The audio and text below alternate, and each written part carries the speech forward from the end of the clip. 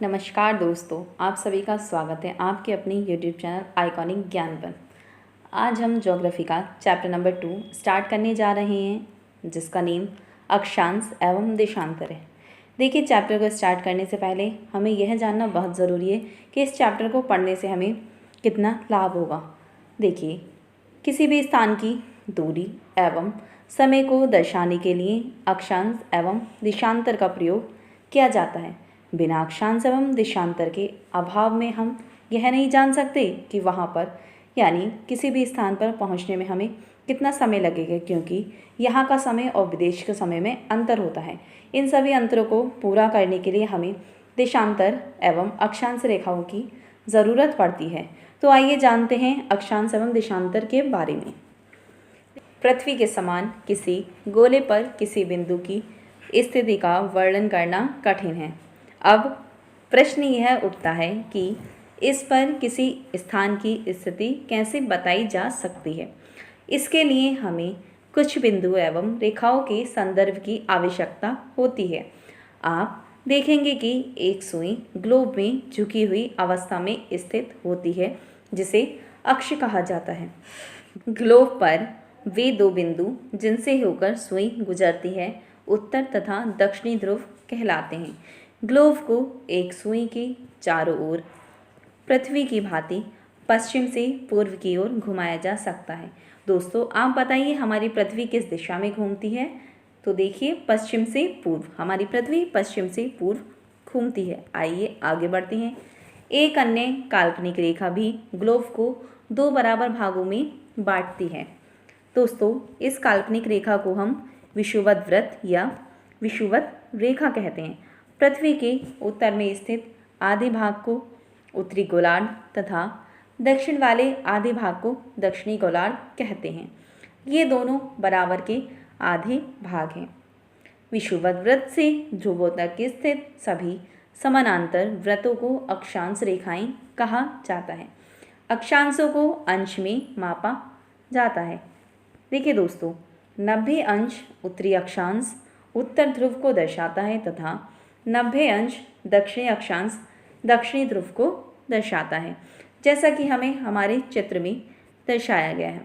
विषुवत वृत्त 0 डिग्री अक्षांश पर, उत्तरी ध्रुव 90 डिग्री अक्षांश पर एवं इसी के नीचे दक्षिणी ध्रुव दिया गया होता है, जो 90 डिग्री दक्षिणी अक्षांश पर होता है।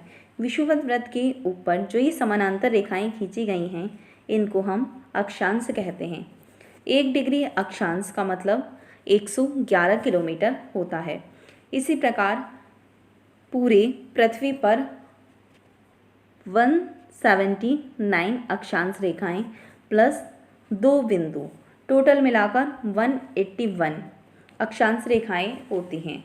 लेकिन इसके अंदर 2 बिंदु होते हैं। अगर हम अक्षांश रेखाओं की बात करें तो वो ओनली 179 होती हैं। 2 बिंदु, इसका मतलब उत्तरी ध्रुव एवं दक्षिणी ध्रुव। आइए दोस्तों आगे बढ़ते हैं। विषुवत वृत्त से ध्रुवों तक स्थित सभी समानांतर वृत्तों को अक्षांश समानांतर रेखाएं कहा जाता है। अक्षांशों को अंश में मापा जाता है, जैसा अभी हमने आपको बताया। 90 अंश उत्तरी अक्षांश उत्तर ध्रुव को दर्शाता है तथा 90 अंश दक्षिणी अक्षांश दक्षिणी ध्रुव को दर्शाता है। इसीलिए प्रत्येक अक्षांश के मान के साथ उसकी दिशा यानी उत्तर या दक्षिण को भी लिखा जाता है। सामान्यतः इसे उ या द अक्षर से व्यक्त किया जाता है। यदि हम ऐसा नहीं करेंगे तो हम यह नहीं जान पाएंगे कि 20 डिग्री या 30 डिग्री अक्षांश हमें उत्तर में बताया गया है या दक्षिण में।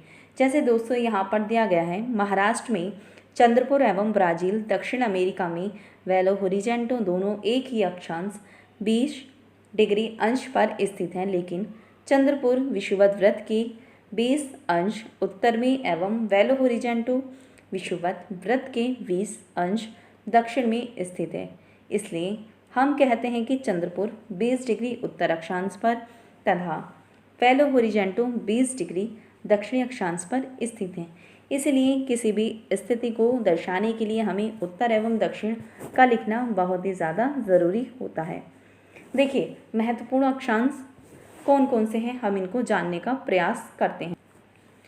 विषुवत वृत्त 0 डिग्री अक्षांश, उत्तरी ध्रुव 90 डिग्री उत्तरी अक्षांश तथा दक्षिणी ध्रुव 90 डिग्री दक्षिणी अक्षांश के अतिरिक्त 4 महत्वपूर्ण अक्षांश समानांतर रेखाएं और भी हैं जो हमें आगे उत्तरी गोलार्ध में कर्क रेखा 23.5 डिग्री उत्तर, दक्षिणी गोलार्ध में मकर रेखा 23.5 डिग्री दक्षिण, विषुवत वृत्त के 66.5 डिग्री उत्तर में उत्तरी ध्रुव वृत्त, विषुवत वृत्त के 66.5 में दक्षिण में दक्षिणी ध्रुव वृत्त, ये 4 मुख्य समानांतर रेखाएं हैं जिनको हमें मोस्टली ध्यान से पढ़ना होता है। आइए दोस्तों आगे बढ़ते हैं। पृथ्वी के ताप कटिबंध, कर्क रेखा एवं मकर रेखा के बीच के सभी अक्षांशों पर सूर्य वर्ष में एक बार दोपहर में सिर के ठीक ऊपर होता है, इसलिए इस क्षेत्र में सबसे अधिक ऊष्मा प्राप्त होती है तथा इसे उष्णकटिबंध कहा जाता है। देखिए दोस्तों, जो अभी हमने आपको पढ़ा है इसे हम चित्र के माध्यम से अभी थोड़ी देर बाद दर्शाएंगे। कर्क रेखा तथा मकर रेखा के बाद किसी भी अक्षांश पर दोपहर का सूर्य कभी भी सिर के ऊपर नहीं होता है। ध्रुव की तरफ सूर्य की किरणें तिरछी होती जाती हैं। इस प्रकार उत्तरी गोलार्ध में कर्क रेखा एवं उत्तरी ध्रुव वृत्त तथा दक्षिणी गोलार्ध में मकर रेखा एवं दक्षिणी ध्रुव वृत्त के बीच वाले क्षेत्र का तापमान मध्यम रहता है, इसलिए इन्हें शीतोष्ण कटिबंध कहा जाता है। दोस्तों, शीतोष्ण कटिबंध जो है इसके कितने डिग्री अक्षांश पर होता है? 23.5 डिग्री से 66.5 डिग्री के बीच वाले अक्षांश को हम शीतोष्ण कटिबंध कहते हैं। उत्तरी गोलार्ध में उत्तर ध्रुव वृत्त एवं उत्तरी ध्रुव तथा दक्षिणी गोलार्ध में दक्षिणी ध्रुव वृत्त एवं दक्षिणी ध्रुव के बीच के क्षेत्र में ठंड बहुत होती है, क्योंकि यहाँ सूर्य क्षितिज से ज़्यादा ऊपर नहीं आ पाता, इसलिए ये शीत कटिबंध कहलाते हैं। देखिए दोस्तों, 0 डिग्री विषुवत वृत्त, इसके बाद 23.5 डिग्री उत्तरी अक्षांश कर्क रेखा, 66.5 डिग्री उत्तरी अक्षांश उत्तरी शीत कटिबंध, 90 डिग्री उत्तरी ध्रुव। आइए दोस्तों देखते हैं दक्षिणी ध्रुव में। अब दक्षिणी गोलार्ध में 23.5 डिग्री मकर रेखा, 66.5 डिग्री दक्षिणी गोलार्ध में दक्षिणी शीत कटिबंध और 90 डिग्री पर दक्षिणी ध्रुव।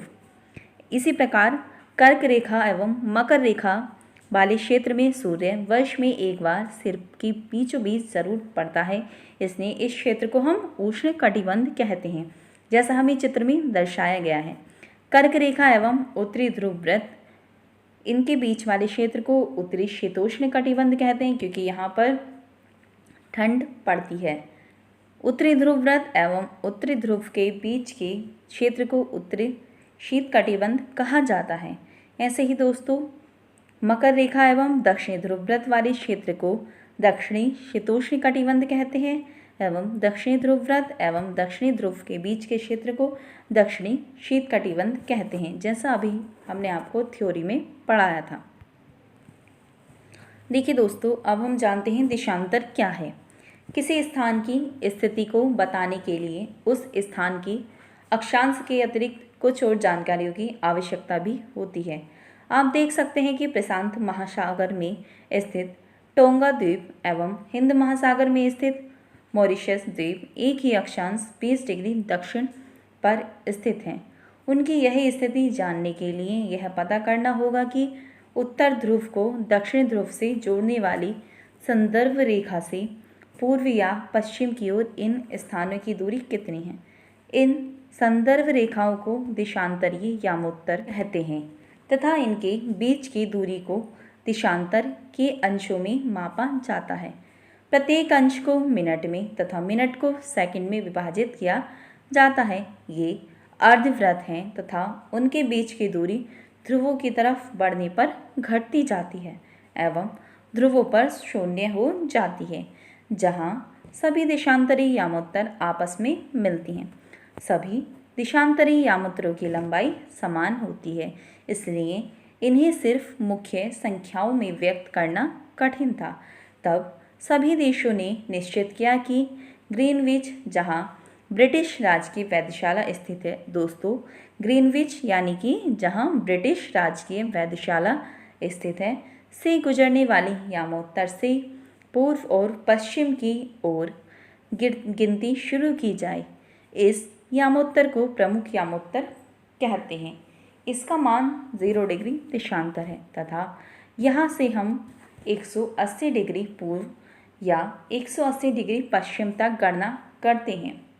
प्रमुख यामोत्तर तथा 180 डिग्री यामोत्तर मिलकर पृथ्वी को दो समान भागों पूर्वी गोलार्ध एवं पश्चिमी गोलार्ध में व्यक्त करती हैं।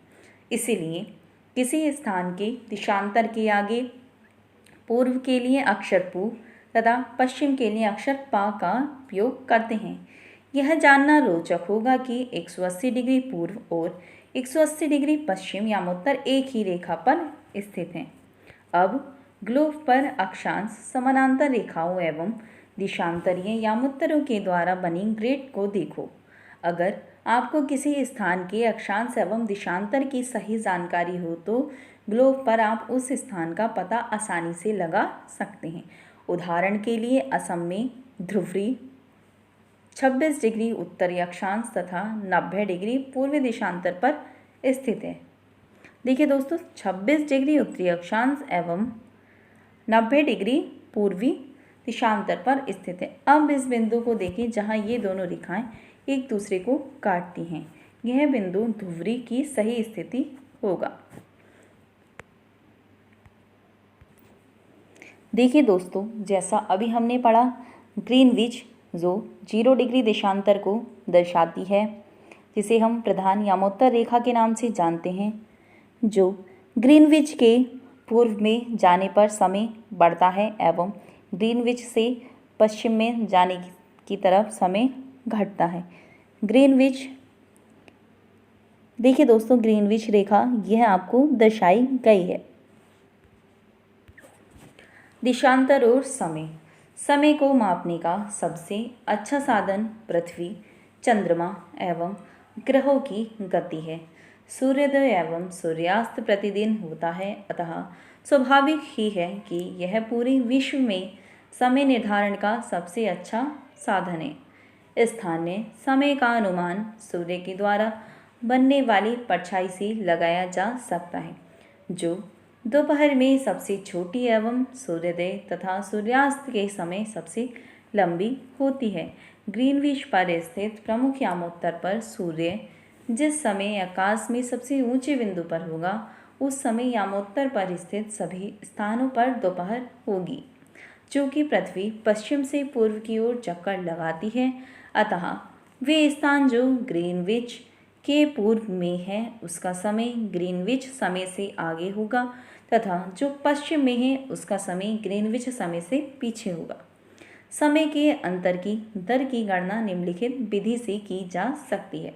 पृथ्वी लगभग 24 घंटे में अपने अक्ष पर 360 डिग्री घूम जाती है। देखिए दोस्तों, हम आपको समझाते हैं कैसे। देशांतरों की संख्या 360 होती है एवं अक्षांशों की संख्या 181 होती है। दोनों बिंदुओं को लगाकर उत्तरी ध्रुव एवं दक्षिणी ध्रुव के बिंदुओं को लगाकर, देखिए दोस्तों, 360 डिग्री मतलब 24 घंटे, 24 आवर्स।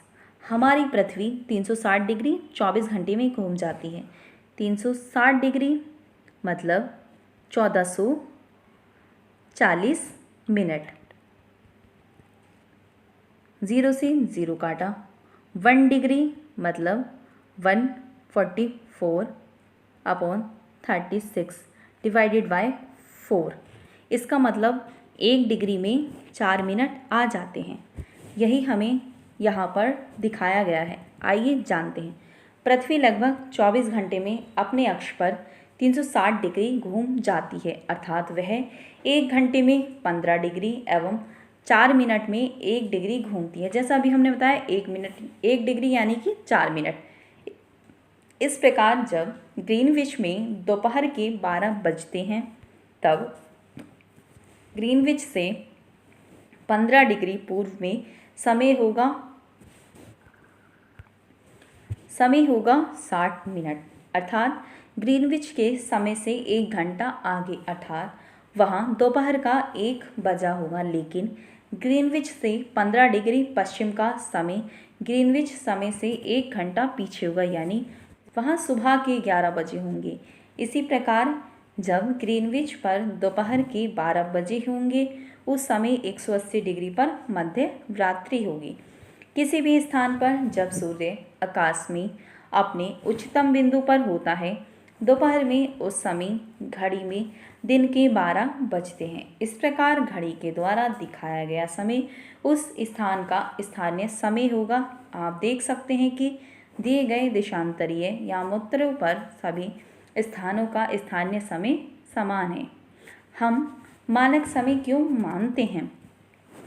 अलग अलग यामोत्तरों पर स्थित स्थानों के स्थानीय मान में अंतर होता है। उदाहरण के लिए बहुत से देशांतरों से होकर गुजरने वाली रेलगाड़ियों के लिए समय सारणी तैयार करना कठिन होगा। भारत में गुजरात के द्वारिका तथा असम के डिब्रूगढ़ के स्थानीय समय में लगभग 1 घंटा 45 मिनट का अंतर होगा। इसीलिए यह आवश्यक है कि देश के मध्य भाग से होकर गुजरने वाली किसी यामोत्तर के स्थानीय समय को देश का मानक समय मान लिया जाए। इस यामोत्तर रेखा के स्थानीय समय को पूरे देश का मानक समय मान लिया जाता है। भारत में 82.5 डिग्री पूर्व को मानक यामोत्तर माना गया है। एक दोस्तों, हमारी ग्रीनविच प्रधान यामोत्तर होती है जो 0 डिग्री अक्षांश पर होती है, और भारत की मानक यामोत्तर होती है जो 82.5 डिग्री पूर्व में स्थित होती है, जो उत्तर प्रदेश के नैनी नामक स्थान से होकर गुजरती है, इलाहाबाद के नैनी नामक स्थान से। इस यामोत्तर के स्थानीय समय को पूरे देश का मानक समय मान लिया जाता है। इसे भारतीय मानक समय के नाम से जाना जाता है। कबीर भोपाल के निकट एक छोटे से नगर में रहता था। वह अपने मित्र आलोक से कहता है कि वे लोग आज रात्रि में नहीं सो पाएंगे। भारत एवं इंग्लैंड के बीच एक क्रिकेट मैच लंदन में 2 बजे अपराह्न में शुरू होगा, अर्थात भारत में समय अनुसार मैच शाम के 7:30 बजे शुरू होगा तथा देर रात्रि में समाप्त होगा। क्या आप जानते हैं कि भारत एवं इंग्लैंड के समय में क्या अंतर है? जी हाँ, हम जानते हैं। भारत एवं इंग्लैंड के समय में 5.5 घंटे का अंतर आ जाता है, क्योंकि इंग्लैंड 0 डिग्री देशांतर पर तथा भारत 82.5 डिग्री देशांतर पर स्थित है। इसीलिए जब लंदन में दोपहर के 2 बजते हैं तब भारत में शाम के 7:30 बजे होंगे।